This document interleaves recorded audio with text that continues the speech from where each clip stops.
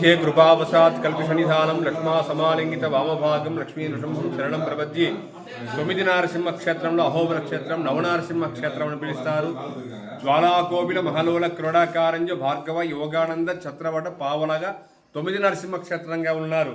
అలా ఉగ్రస్తంభంలో నరసింహస్వామి ఆనాడు కృతయుగంలో అవతరించిన స్థలం స్వామి కొండపైన ఉగ్రస్తంభం ఉన్నది. ఆ ఉగ్రస్తంభంలో స్వామి పాదం ఆనాడు స్తంభంలో వెలిసిన స్థలమే ఉగ్రస్తంభం అని పిలుస్తారు. స్తంభేవతార స్తౌనని లభ్యం లక్ష్మీ నృసింహం శరణం ప్రపద్ది. స్వామివారు అలా హిరణ్యకశిప స్తంభంలో ఉద్భవించి నరసింహస్వామి జ్వాలా సన్నిధానంలో మొదటి స్వామిగా హిరణ్యకశిపుని సంహార స్థలమే ఇక్కడ జ్వాలా నరసింహస్వామిని పిలుస్తారు. హిరణ్య స్తంభ సంభూతి ప్రఖ్యాత పరమాత్మని ప్రహ్లాదార్థముషై జ్వాలా నరసింహాయ మంగళం. అక్కడ శ్లోక విద్వాం నరసింహస్వామి సంహారం తర్వాత రక్తకుండ తీర్థంలో స్వామి చేయగలిగిన స్థలం జ్వాలా నరసింహస్వామి. అక్కడి నుంచి రెండవ స్వామి వారు ఉగ్ర నరసింహస్వామి. అక్కడ ప్రహ్లాదునికి ఉగ్ర నరసింహస్వామిగా ఉండి ప్రహ్లాదు చూసిన వెంటనే స్వామి శాంతించి అనుగ్రహించిన క్షేత్రం రెండవ స్వామి ఉగ్ర నరసింహస్వామి. ఇక మనమున్న మాలోల నరసింహస్వామి పేరు మూడవ స్వామిగా ఉంటారు. ఇక్కడ లక్ష్మీ సమేతంగా ఉంటారు. చెంచులక్ష్మి కళ్యాణం తర్వాత లక్ష్మీదేవి అలగి కొండపైకి రావడం నృసింహ క్షేత్రంగా వారు నరసింహస్వామి. ఇక్కడ లక్ష్మీదేవి అమ్మవారి సమేతంగా ఉండడం, నరసింహస్వామి ఇక్కడికి వచ్చేసి అమ్మవారిని శాంతపరిచి ఒడిలో కూర్చోబెట్టేసుకొని లక్ష్మీ సమేతంగా ఉండడం మహలో లక్ష్మీ నృసింహ అని పిలుస్తారు. ఇక 4వ స్వామి వరాహ నృసింహ అని పేరు. అక్కడ భూదేవి రక్షించి వేదాలను రక్షించిన అనుగ్రహించిన క్షేత్రం భూవరాహ నృసింహ అని పేరు.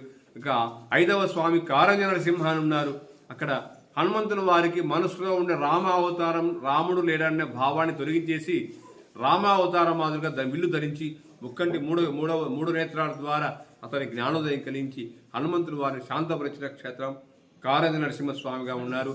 6వ స్వామి భార్గవ నరసింహుడిగా త్రేతాయుగంలో పరశురాముడు తపస్చేస్తే నృసింహస్వామి స్వయంగా ఉగ్ర నరసింహస్వామి హిరణ్యకశిప సంహారం మాదిరిగా దర్శనమిచ్చి అనుగ్రహించిన క్షేత్రం భార్గవ నరసింహ అని పేరు.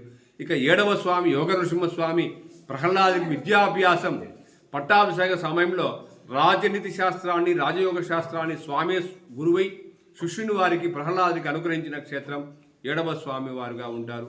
8వ స్వామి ఆకావుహ అనే గంధర్వులు ఆకాశ మార్గం వెళ్తున్నప్పుడు ఈ పరిసర ప్రాంతాల్లో వారి యొక్క విమానం ఆగడం నృసింహుని కొరకు స్వామివారి అనుగ్రహం కొరకు గంధర్వ విద్య చేత ఆలాపన చేస్తున్నప్పుడు నరసింహస్వామి స్వయంగా వారిని అనుగ్రహించి పెద్ద వటవృక్షం నీడలో కూర్చొని వారిని అనుగ్రహించిన క్షేత్రం ఛత్రవట నృసింహుడిగా గానప్రియుడిగా ఉంటారు. ఇక 9వ నరసింహస్వామి చెంచులక్ష్మి అమ్మవారు కనిపించిన వెంటనే అమ్మవారు వెంట వెళ్ళి చెంచులక్ష్మి అమ్మవారిని పరిణయం అంటే వివాహం చేసుకొని లక్ష్మీ నరసింహస్వామిగా చెంచులక్ష్మి సమేతంగా ఉంటారు. ఇక 9 నరసింహ క్షేత్రం ఇక్కడైతే ఏ స్వామి దర్శించుకున్న అనుగ్రహం పరిపూర్ణంగా ఉంటుంది. కింద ప్రహ్లాదుడు లక్ష్మీ నరసింహస్వామి శాంతమూర్తిగా తిరుమల వెంకటేశ్వర స్వామి వారు తన కళ్యాణ నివేదనలో అంత స్వామికి సమర్పించి కళ్యాణం తదుపరి క్షేత్రం దర్శించుకొని తన ఇంటి దేవుడిగా స్వీకరించి దర్శించుకొని కింద ప్రహ్లాదవర్ధునిగా శాంతమూర్తిగా ప్రతిష్ఠించి స్వామి యొక్క అనుగ్రహం తీసుకొని తిరుమలలో కూర్చొని తన నరసింహుడిగా స్మరిస్తుంటారు. ఇక్కడ దర్శించిన వారికి సకల సంపదల అనుగ్రహ క్షేత్రం ఇష్టకామేతర సంపద అనుగ్రహ క్షేత్రం యద్భావం తద్భవతి. ఏ భావంతో వస్తారో వారి భావాలను అనుగ్రహించి పరిపూర్ణంగా అనుగ్రహించే క్షేత్రం నవనారసింహస్వాములు నవగ్రహాలుగా అతీతంగా ఉన్నారు. ఈ క్షేత్రం దర్శించిన వారికి ఏ గ్రహదోషం ఉండదో ఆ గ్రహదోషం నిర్మూలించి పితృదోషమో ఇంకా ఏ దోషమో నివారించి సకల సంపదలు అనుగ్రహించే క్షేత్రం అహోబల క్షేత్రం. దర్శించుకోండి, పావనం కండి.